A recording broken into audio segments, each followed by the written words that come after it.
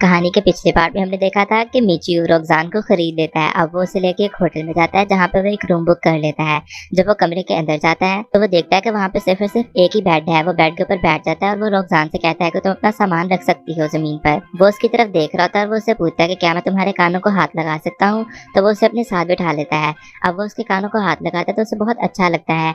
एकदम से रोक्सान उसे मास्टर कहती है तो मिचियो की तो जैसे ईद हो जाती है। मिचियो रोक्सान से कहता है कि इस कमरे के अंदर तो सिर्फ और सिर्फ एक ही बेड है। तो रोक्सान कहती है कि तुमने ही तो ऐसे कमरे के बारे में पूछा था कि जिसमें सिर्फ सिर्फ एक ही बेड हो। मिचियो खड़ा हो जाता है और वो रोक्सान से कहता है कि मुझे इस दुनिया के कॉमन नॉलेज के बारे में नहीं पता, तो क्या तुम मेरी मदद करोगी? तो रोक्सान से कहती है कि हाँ बिल्कुल। वो उससे कहता है कि तुम्हें मेरी लड़ाई के अंदर भी मदद करनी होगी। तो रोक्सान कहती है कि हाँ बिल्कुल मुझे पता है। अब रोक्सान खड़ी होकर अपना सामान सेट करना शुरू कर देती है तो मिचियो उसकी तरफ देख रहा होता है। उसके पाँव नंगे होते हैं तो वो उससे पूछता है कि तुम्हारा जूता कहाँ है? तो रोक्सान से कहती है कि मेरे पास कोई जूता नहीं है। मिचियो उसे अपना जूता देता है लेकिन थोड़ा सा बड़ा होता है। लेकिन रोक्सान से कहती है कि ये जूता खुद ब खुद ही मुझे फिट हो जाएगा। और मिचियो को अब समझ में आती है कि ये भी यहाँ का एक कॉमन नॉलेज है। मिचियो रोक्सान को जोर से हग कर लेता है और वो सोच रहा होता है कि कितनी सॉफ्ट है। अब वो दोनों बाहर चले जाते हैं क्योंकि उन लोगों को लड़ाई के लिए कुछ सामान खरीदना होता है। वो लोग सामान खरीदना शुरू कर देते हैं। कुछ जगहों के ऊपर मिचियो को रोक्सान की मदद की जरूरत पड़ती है और कुछ चीजों को खरीदने में रोक्सान को भी मिचियो की मदद लेनी पड़ती है। इसी तरह से वो दोनों बड़ी मुश्किल से अपनी अपनी चीजें खरीद लेते हैं। रोक्सान मिचियो से कहती है कि उसे अंडरवेयर्स भी खरीदने हैं। मिचियो जब उसकी ये बात सुनता है तो उसके ज़हन के अंदर बहुत गंदे गंदे से ख्याल आने शुरू हो जाते हैं। उन लोगों ने अपनी सारी की सारी शॉपिंग कर ली होती है तो वो लोग वापस होटल में चले जाते हैं।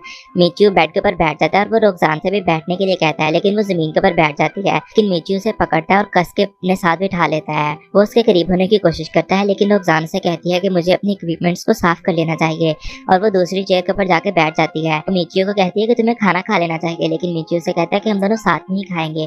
तो रोक्सान बड़ी शर्माते हुए उसे कहती है कि मुझे अपना अंडरवेयर चेंज करना है और मुझे अपने पुराने अंडरवेयर के साथ ही अपनी तलवारों को साफ करना है। मिचियो कहता है कि हाँ जरूर तुम कर सकती हो और वो दूसरी तरफ मुंह करके खड़ा हो जाता है। रोक्सान अपने कपड़े बदल रही होती है कि मिचियो उसकी तरफ गंदी गंदी निगाहों के साथ देख रहा होता है। अब वो चेंज करने के बाद तलवार को साफ करना शुरू कर देती है ऑलिव ऑयल के साथ और मिचियो से ऐसा करता हुआ देख रहा होता है। अचानक से उनके दरवाजे के ऊपर वेल आता है जो कि होटल का कीपर होता है। वो उसे गर्म पानी देता है और वो कहता है कि मजे करो। अब मिचियो अपने कपड़े उतारना शुरू कर देता है और वो रोक्सान से कहता है कि मुझे नहलाओ।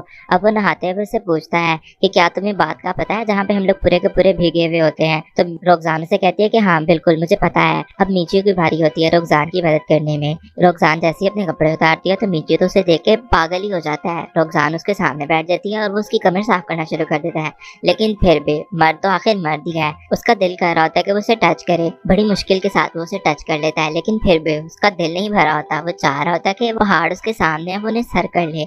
आखिरकार बहुत हौसला करने के बाद वो अपनी मंजिल को अपने हाथों में थाम लेता है और इसे रब करना शुरू कर देता है। शायद जिंदगी में पहली बार मिचियो ने इतने बड़े बड़े गुब्बारे हाथ में पकड़े होंगे। अब वो रोक्सान से कहता है कि मैं तुम्हारी पूंछ भी साफ करना चाहता हूँ। तो रोक्सान एक बहुत ही अजीब से पोज करने चली जाती है और मिचियो का दिमाग खराब होना शुरू हो जाता है। अब वो उसका सर साफ करना शुरू कर देता है तो रोक्सान से कहती है कि चलो मैं भी तुम्हारे बाल धो देती हूँ।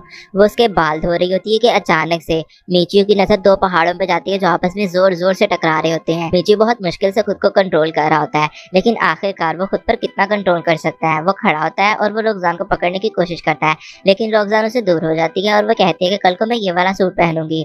लेकिन मिचियो को याद आता है कि उसे एलन ने बताया था कि स्लेव्स को सब कुछ समझाना पड़ता है। तो वो उसे कहता है कि अपना अंडरवेयर उतार दो। रोक्सान अपना अंडरवेयर उतार देती है।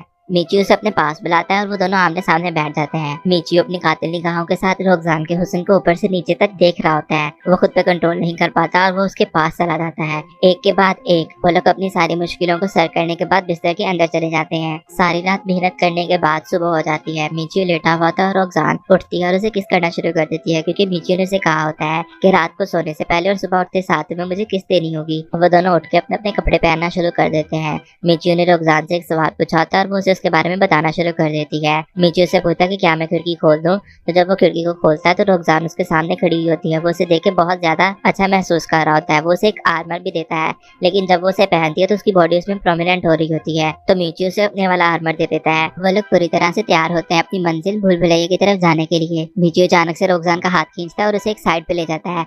वो वहाँ पे जाके मैजिक डोर को ओपन करता है और वो दोनों भूल भुलैया के अंदर चले जाते हैं। रोक्सान पूछती है कि आखिर तुम इस मैजिक को किस तरह से यूज कर सकते हो? ये तो सिर्फ और और सिर्फ कुछ लोग इस्तेमाल कर सकते हैं।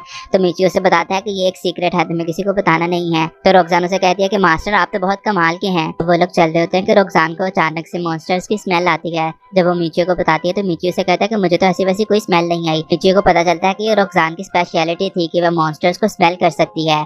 मिचियो रोक्सान से पूछता है कि आखिर तुम मॉन्स्टर्स को मारने के बाद क्या चीज हासिल करना चाहती हो। तो वो उसे बताती है कि मैजिक क्रिस्टल को हासिल करना चाहती हूँ। मिचियो के पूछने पे रोक्सान उसे बताती है कि क्योंकि मॉन्स्टर्स मैजिक से बने हुए होते हैं तो इसी वजह से वो क्रिस्टल अपने अंदर उनका सारा मैजिक एब्जॉर्ब कर लेता है और जब हम उस क्रिस्टल को बेचते हैं तो हमें उससे बहुत ज्यादा पैसे मिलते हैं। मिचियो सोचता है कि वो अब तक कितना बड़ा बेवकूफ था। तो रोक्सान उसे कहती है कि अगर तुमने अभी तक ऐसा कोई क्रिस्टल हासिल नहीं किया तो इसमें कोई बुराई वाली बात नहीं है, हम इसे दोबारा से खरीद लेंगे। अब वो लोग आगे बढ़ते हैं तो वाकई में वहाँ पे मॉन्स्टर होता है। मिचियो आगे बढ़ता है और एक ही स्विंग के अंदर उस मॉन्स्टर को खत्म कर देता है। दिन खत्म हो जाता है और वो लोग अपने होटल में जाते हैं और उन्होंने बहुत सारी छोटी छोटी स्टिक्स को इकट्ठा किया होता है मॉन्स्टर्स को खत्म करने के बाद। अब वो दोनों एक दूसरे की तारीफें करना शुरू कर देते हैं कि तुम बहुत ज्यादा पावरफुल थे या तुम बहुत ज्यादा पावरफुल थी। मिचियो रोक्सान से कहता है कि चलो आओ मेरे साथ बैठ जाओ। रोक्सान उसके साथ बैठ जाती है तो मिचियो से पूछता है कि क्या तुम्हें इस बात में कोई बुराई तो नहीं लगती कि तुम्हें मेरे साथ बैठना पड़ता है। तो रोक्सान उसे कहती है कि नहीं, मुझे बिल्कुल भी बुरा नहीं लगता। वो उसे हक कर लेता है और वो उसे इजाजत मांगता है कि क्या मैं तुम्हारे कानों को टेस्ट कर सकता हूँ। रोक्सान उसे इजाजत दे देती है तो वो उसके कानों के साथ खेलना शुरू कर देता है। उसे मार्शमैलो की याद आती है तो रोक्सान से अपने घर के बारे में बातें करना शुरू कर देता है। तो रोक्सान उससे पूछती है कि क्या तुम एक दिन अपने घर वापस चले जाओगे। तो मिचियो से कहता है कि नहीं, शायद मैं जितनी भी कोशिश कर लूं मैं अपने घर वापस नहीं जा सकता, लेकिन हाँ मैं अपनी टीम की स्ट्रेंथ को बढ़ाने के लिए कुछ लोगों को शामिल जरूर करूंगा। तो रोक्सान इस बात पर उसे इजाजत दे देती है और मिचियो खुश हो जाता है। अब वो लोग उन मैजिक स्टोन्स को खरीदने के लिए जाते हैं और वो 2 स्टोन्स को खरीद लेता है। रोक्सान उसे बताती है कि जैसे जैसे हम लोग मॉन्स्टर्स को मारते रहेंगे इन क्रिस्टल्स का कलर चेंज होता रहेगा और इन क्रिस्टल्स का कलर जितने मॉन्स्टर्स को हमने मारा होगा उस चीज के ऊपर डिपेंड करेगा। वो लोग दोबारा से भूल भुलैया के अंदर चले जाते हैं। तो मिचियो रोक्सान से पूछता है कि ऐसा कोई मैजिक है जिसको करते हुए हम लोग काफी सारे मॉन्स्टर्स को मार सकते हैं। तो रोक्सान उसे कहती है कि मुझे इस सब के बारे में कुछ भी नहीं पता, क्योंकि मैजिक का यूजर एक जादूगर होता है और मैं किसी जादूगर से आज तक मिली नहीं। अब वो लोग एक के बाद एक मॉन्स्टर को मारना शुरू कर देते हैं। मिचियो का क्रिस्टल का कलर चेंज हो चुका होता है लेकिन रोक्सान का क्रिस्टल अभी भी ब्लैक ही होता है। देखते ही देखते मिचियो का क्रिस्टल पर्पल हो जाता है। रोक्सान ये देख के बहुत ज्यादा खुश हो जाती है। मिचियो अपनी कुछ सेटिंग्स वगैरह को चेंज करता है और वो रोक्सान से पूछता है कि क्या रिकवरी मैजिक करने के लिए मैं कंपैटिबल हूँ। तो वो उसे कहती है कि इस बारे में भी मुझे कुछ नहीं पता, लेकिन अगर तुम ऐसा करना चाहते हो तो तुम्हें इसके लिए मॉन्स्टर्स के साथ बिना किसी हथियार के लड़ना होगा। अब उनके सामने एक मॉन्स्टर आता है और मिचियो उसके साथ बगैर तलवार के लड़ने की कोशिश करता है, लेकिन आखिरकार उसे तलवार इस्तेमाल करनी ही पड़ती है। मिचियो सोचता है कि आखिर उसे सबका कुछ ना कुछ तो करना ही होगा। वो डिसाइड करता है कि वो कम ताकत वाली तलवार को इस्तेमाल करेगा। अब वो मॉन्स्टर के साथ फाइट करने की कोशिश करता है लेकिन वो बहुत ज्यादा वीक होता है। लेकिन रोक्सान जब उस मॉन्स्टर के साथ लड़ रही होती है तो वो देख के हैरान रह जाता है कि रोक्सान तो सुपर्ब है। अब रोक्सान मिचियो को बताती है कि उसे किस तरह से फाइट करनी चाहिए। अब मिचियो अपनी पावर्स को कभी कम या कभी ज्यादा करता है और मॉन्स्टर्स के साथ लड़ता रहता है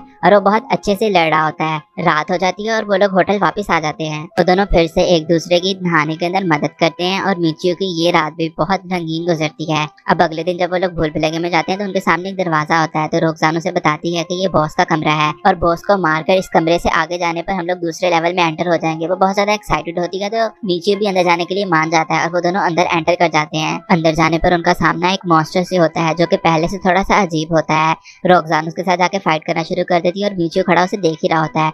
मिचियो भी उस लड़ाई के अंदर कूद पड़ता है और उस मॉन्स्टर के ऊपर अटैक करना शुरू कर देता है, लेकिन मिचियो के अटैक करने के बावजूद भी वो मॉन्स्टर मर नहीं रहा होता। मिचियो काफी बार ट्राई करता है और आखिरकार वो उस मॉन्स्टर को खत्म कर देता है। रोक्सान बहुत ज्यादा खुश हो जाती है। उसे एक पत्ता भी मिलता है और जब वो उसे उठाती है तो उसकी स्किल्स इनहेंस हो जाती हैं। मिचियो ये देखकर थोड़ा सा कॉम्प्लेक्स का शिकार हो जाता है। अब वो लोग जब सेकंड लेवल के अंदर जाते हैं तो मिचियो रोक्सान से पूछता है कि क्या हम लोग दोबारा वापस जाके फर्स्ट बॉस के साथ फाइट कर सकते हैं।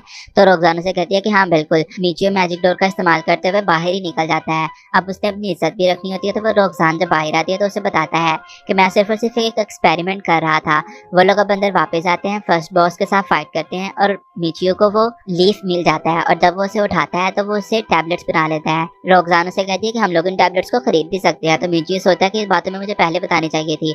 अब वो लोग दोबारा दुकान पे जाते हैं और वहाँ पे जाके कुछ मेडिसिन को खरीद लेते हैं। अब वो लोग दोबारा से भूल भुलैया में जाते हैं जो कि सेकंड लेवल की होती है। वहाँ पे जाके उनका सामना 2 मॉन्स्टर्स के साथ होता है। एक ट्री मॉन्स्टर होता है और दूसरा कैटरपिलर होता है। मिचियो एक ही झटके के अंदर ट्री मॉन्स्टर को खत्म कर देता है और रोक्सान कैटरपिलर के साथ फाइट कर रही होती है। मिचियो उसे भी खत्म कर देता है और बदले में उन्हें वहाँ पे एक थ्रेड मिलता है। अब वो दोनों चल रहे होते हैं तो मिचियो के पूछने पे रोक्सान उसे समझाती है कि मॉन्स्टर्स की काउंट किस तरह से बढ़ेगी आगे आगे भूल भुलैया में जाने से। अब उनका सामना 2 कैटरपिलर्स के साथ होता है। वो दोनों उसके ऊपर ऊपर अटैक कर देते हैं, लेकिन रोक्सान वाला कैटरपिलर मिचियो के ऊपर अटैक कर देता है और वो बंद जाता है। वो कैटरपिलर मिचियो को मारने वाला होता है, लेकिन मिचियो उसको खत्म कर देता है। मिचियो रोक्सान से कहता है कि अब से हम लोग पहले कैटरपिलर को खत्म किया करेंगे। अब वो दोनों चल रहे होते हैं और मिचियो सोच रहा होता है कि वो मॉन्स्टर्स को मारकर किस तरह से पावरफुल हो सकता है कि अचानक से वो रोक्सान को साइड पे खड़ा कर लेता है और उसे कहता है कि वहां पे देखो, क्या तुम्हें वो आदमी नजर आ रहा है? तो रोक्सान कहती है कि हाँ, वो आदमी एलन की मार्केट की तरफ देख रहा होता है। अब वो दोनों एलन के पास जाते हैं और वो उसे बताते हैं कि एक इंसान खुफिया निगाहों के साथ तुम्हारी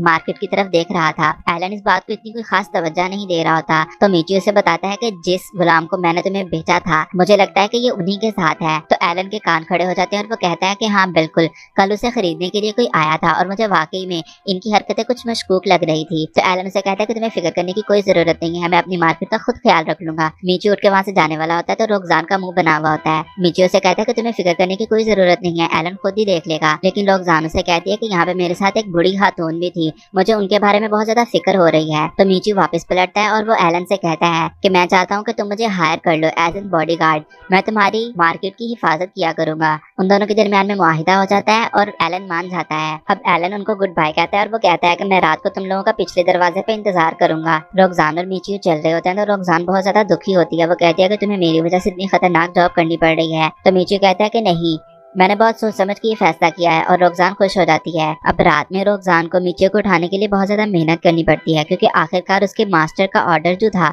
उसे भी पूरा करना था।